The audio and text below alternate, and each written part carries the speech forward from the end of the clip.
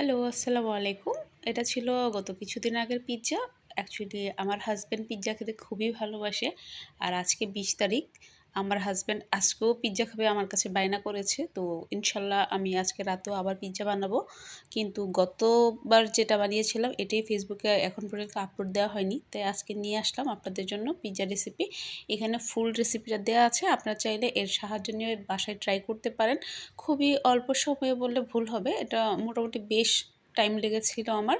প্রায় ১ থেকে ১.৫ ঘন্টা সকল প্রসেসিং শেষ করতে, করতে লেগেছিল। আর তখন সময় ছিল রাত ১টা। ১টা থেকে শুরু করেছিলাম, আমরা খেয়েছিলাম প্রায় ২:৩০-৩টার দিকে এটা খেয়েছিলাম। তো খেতে আসলেই দারুণ ছিল। যদিও ক্যামেরাতে ভালো আসে নাই, তবুও